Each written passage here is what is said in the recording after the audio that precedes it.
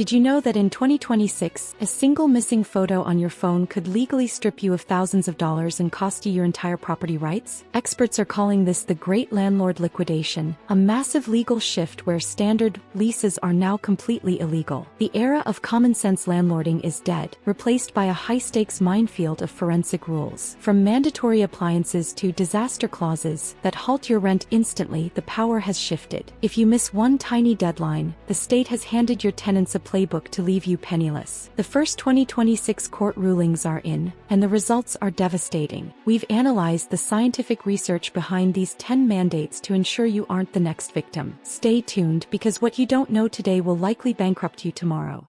Number 1. The Kitchen Appliance Mandate.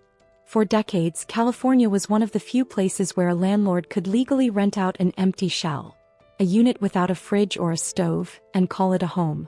That loophole has officially been slammed shut. Under Assembly Bill 628, which took effect on January 1, 2026, a rental unit is now legally considered uninhabitable unless it includes a functional stove and refrigerator. This isn't just a suggestion.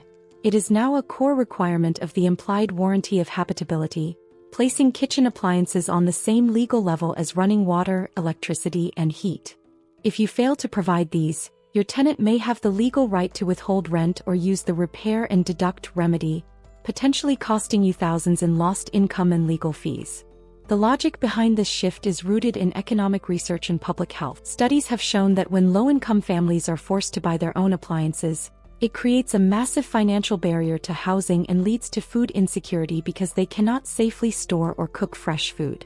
The state has decided that a stove must be capable of safely generating heat for cooking, and a refrigerator must be capable of safely storing food. If an appliance is subject to a manufacturer recall, you now have a strict 30-day window to repair or replace it once you've been notified. The shock for many long-term landlords, especially in cities like Los Angeles, is that the days of bring your own fridge are over. You are now the primary maintenance provider for these high-wear items.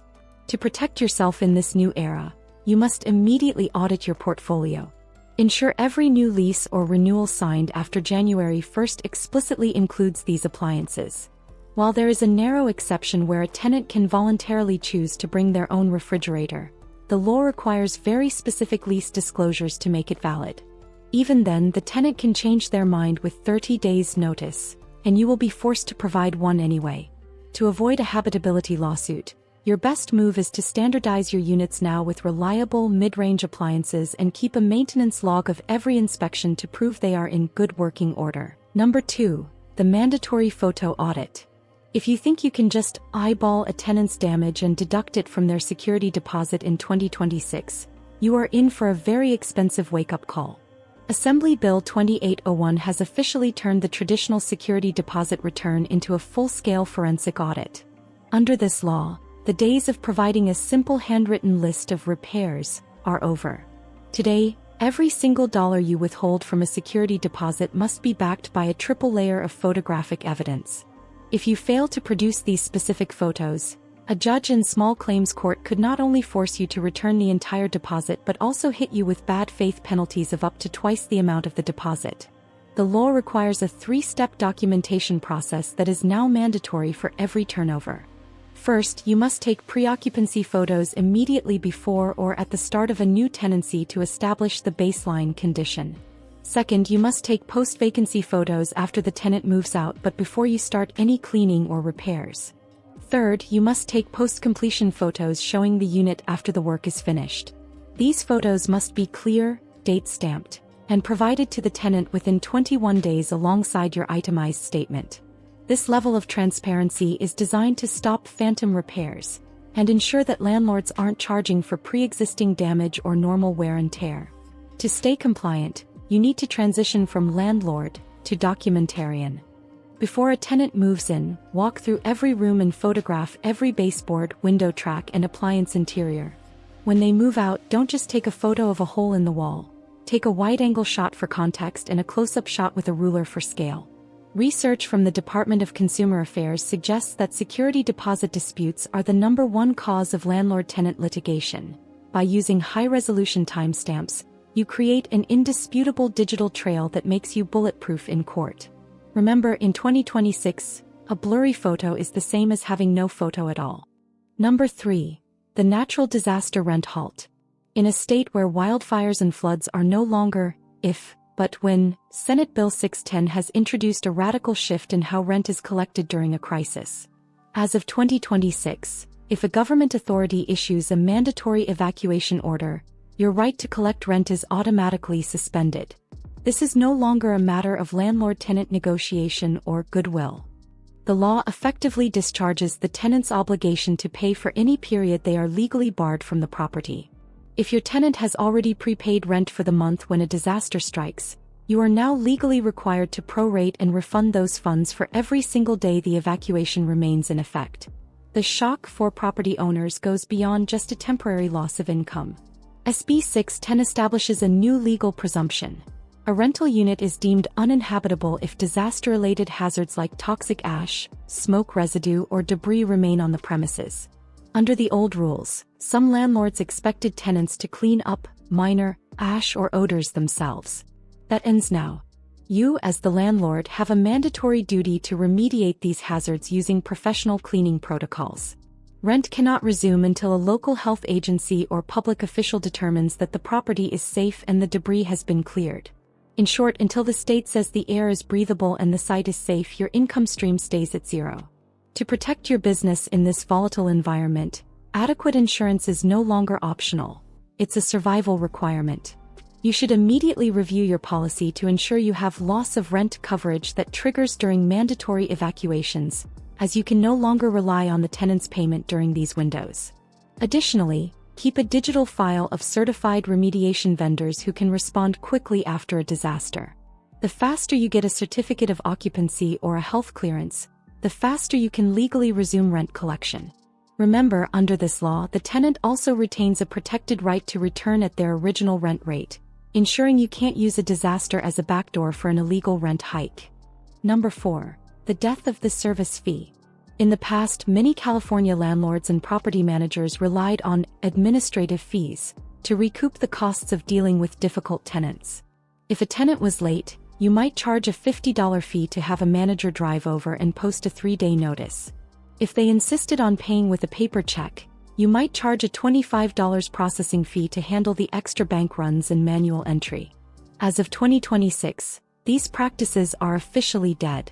Under Senate Bill 611, also known as the junk fee ban, California has made it strictly illegal to charge a tenant for the service, posting, or delivery of any legal notice, as well as any fee for paying by personal check.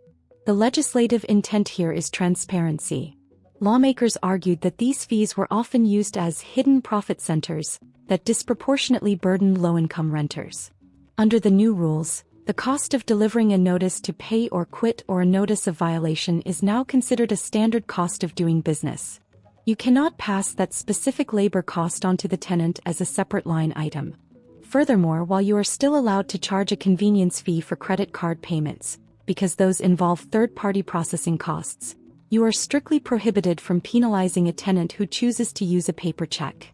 For landlords, this means your administrative revenue could take a significant hit. To stay compliant in 2026, you must scrub your leases of any mention of notice fees or check processing charges. If you are caught charging these, you could be liable for statutory damages and potentially lose your ability to move forward with an eviction, as the tenant can use illegal fees as a valid legal defense in court. The most practical advice for 2026 is to ensure your base rent is set at a level that covers your overhead, because the days of nickel and diming for basic communication are over. California's rental landscape has shifted forever, and your financial survival now depends on staying one step ahead of the curve. We pour hundreds of hours into researching these legislative landmines so you don't have to, so please show your support by hitting that subscribe button. It's just one click for you, but it's the fuel that keeps this channel alive. If you want to bulletproof your business even further, you must watch our previous breakdown on avoiding 2026 rent control traps before your next lease renewal. Number 5. Electronic refund mandates. The digital revolution has finally caught up with the California Civil Code, and if you're still relying on the check is in the mail excuse, you're about to find yourself in legal hot water. Assembly Bill 414, effective January 1, 2026, has officially modernized how security deposits are returned. For years, landlords were stuck in a paper-heavy process, often mailing physical checks even when tenants paid everything through an app. That era is over. Now, if your tenant paid their security deposit or even a single month of rent electronically, whether through a portal ACH transfer or a peer-to-peer app, the law requires you to return the remaining deposit electronically as well. This shift is a double-edged sword for property owners. On one hand, it virtually eliminates the common lost-in-the-mail disputes and reduces the risk of postal fraud. On the other hand, it creates a brand-new compliance trap. Under AB 414, the default return method is now tied to how the money was received. If you ignore this and mail a paper check without a written agreement from the tenant, you have technically violated the law. To make matters more complex, the law also streamlines the itemized statement process. You can now legally email those detailed lists of deductions and repair receipts, provided you have the tenant's written consent. This can be a massive time saver, allowing you to meet the strict 21-day deadline with a single click. However, the real shock comes with multi-tenant households. Roommate disputes are a nightmare for landlords, and AB 414 addresses this by defaulting to a single payment made payable to all adult tenants on the lease. If 3 roommates move out, you are legally obligated to issue one electronic transfer or one check with all 3 names unless they all agree in writing to a different arrangement. To survive this change, you must update your move-out procedures immediately. Don't wait until the 20th day to ask for a designated bank account. Make it a standard part of your move-out notice. By securing these digital details early, you protect your business from bad faith claims and ensure your 2026 accounting remains bulletproof. Number 6. The screening fee 7-day clock. The Wild West of rental applications is officially over. For years, landlords in California could collect application fees from dozens of hopeful renters, even if they already had a preferred candidate in mind. Assembly Bill 2493, which went into effect on January 1, 2025, and is seeing its first major enforcement wave in 2026, has changed the pay-to-play nature of apartment hunting. The law is simple but devastating for those who don't follow it. You may now only charge a screening fee if you have a bona fide vacancy and you follow a strict, transparent process. Under AB 2493, you have 2 main paths to compliance, but both involve a ticking clock. If you collect fees from multiple applicants, you must now return the entire screening fee to every applicant you did not select within 7 days of choosing a tenant, or within 30 days of the application submission, whichever comes first. The only way to avoid this refund requirement is to process applications in the exact order they are received and accept the first qualified applicant who meets your publicly disclosed criteria. This means the days of collecting a pile of apps and picking the best one are gone. In 2026, it is first come, first qualified, first approved. The shock for landlords is the level of mandatory transparency.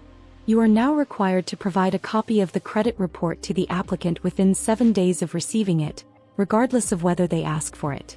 Furthermore, you must provide your written screening criteria, like minimum credit scores and income ratios, before you take a single cent. Failing to follow these rules doesn't just mean a slap on the wrist. It can lead to lawsuits for statutory damages and a total ban on charging future fees. To stay safe, you should either move to a no-fee application model where the tenant pays a third-party site directly, or maintain a rigorous refund log that proves you sent those fees back within the 7-day window. Number 7. The Internet Subscription Rebellion. For years, a popular side hustle for California landlords was bundling high-speed internet into the rent. By signing a bulk billing contract with a single provider, you could secure a low wholesale rate, charge your tenants a premium, and pocket the difference as ancillary income. As of January 1, 2026, that lucrative revenue stream has hit a legal wall. Under Assembly Bill 1414, tenants now have the absolute right to opt out of any landlord-provided internet, cellular, or satellite service. You can no longer force a tech package as a mandatory condition of the lease. The shock here is the financial penalty for non-compliance. If you attempt to force a subscription on a tenant who has opted out, the law gives them a powerful weapon. They can legally deduct the cost of that subscription directly from their rent. Furthermore, AB 1414 explicitly prohibits any form of retaliation. meaning you cannot increase the rent or decrease other services just because a tenant decided to go with a different provider. For a building with 50 units, a mass opt-out could mean losing thousands of dollars in expected net operating income overnight. To survive this rebellion, you must stop treating internet as a forced amenity. Instead, treat it like a choice. When signing new leases or renewals in 2026, you must clearly disclose that the internet service is optional. If your business model relies on bulk billing discounts that require 100% participation, you need to renegotiate your contracts with providers immediately. The reality of 2026 is that the tenant is back in the driver's seat of their digital life, and any landlord who tries to block their path is asking for a rent deduction they can't fight in court.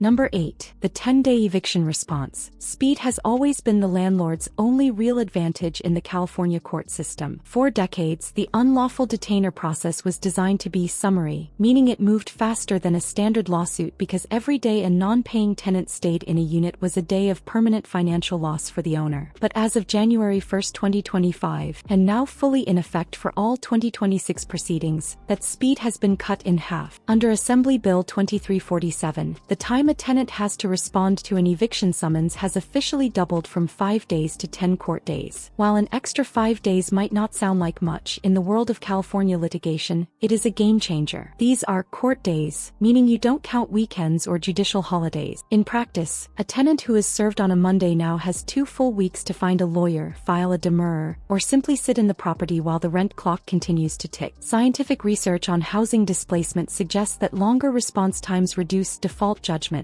where a tenant loses simply because they didn't show up. But for landlords, it means your eviction timeline has just been extended by weeks, or even months, if court calendar is backed up. The shock for 2026 is the compounding delay. If a tenant files a motion to challenge your complaint, the hearing must now happen within a tight window, but the initial 10-day buffer gives them more time to build a complex defense. To protect your cash flow, you can no longer afford to be nice and wait 3 weeks for a late payment. In 2026, the moment the rent is late and the grace period ends, you must serve the 3-day notice immediately. Because the court process is now officially sluggish, every day you wait to start is a day of rent you will likely never recover. Number 9. The maximum heat standard. For nearly a century, California law has been obsessed with keeping tenants warm, requiring every unit to have a heating system capable of reaching 68 degrees. But as of 2026, the legal focus has pivoted 180 degrees. Under Senate Bill 655, California has officially declared it the policy of the state that every dwelling must be able to maintain a safe maximum indoor temperature. While the statewide specific temperature mandate is still being finalized by state agencies for 2027, the legal habitability shift is happening right now. In major jurisdictions like Los Angeles County, a hard cap of 82 degrees has already been set for all habitable rooms, turning extreme heat into a legal breach of your lease. The shock for landlords is that cooling is no longer considered a luxury, it is being reclassified as a human right. If your unit becomes a hot box during a summer heatwave, you can no longer simply tell the tenant to buy a fan. In fact, under new 2026 guidelines, landlords are increasingly prohibited from restricting or banning tenant-installed cooling devices, such as window AC units or portable heat pumps. If you try to block a tenant from installing a code-compliant cooling system, you could be hit with a retaliation lawsuit. The state's research is clear. Indoor heat is now the deadliest weather-related hazard, and the courts are now viewing a unit without a cooling plan as legally uninhabitable. To stay ahead of this 2026 mandate, you need to stop thinking of air conditioning as a bonus and start thinking of it as essential infrastructure. If you are renovating a unit this year, your smartest move is to install high-efficiency heat pumps, which provide both heating and cooling in one unit. Not only does this future-proof your property against the 2027 temperature enforcement, but it also protects you from liability claims if a tenant suffers a heat-related illness on your watch. In the new California climate, if you can't keep the temperature down, your rent collection might just go down with it. Number 10. The 2026 rent control cliff. As we move deeper into 2026, the biggest threat to your property's value isn't a leaky roof or a bad tenant, it's the rent control cliff. While the landmark Tenant Protection Act of 2019 AB 1482 technically stays on the books until 2030,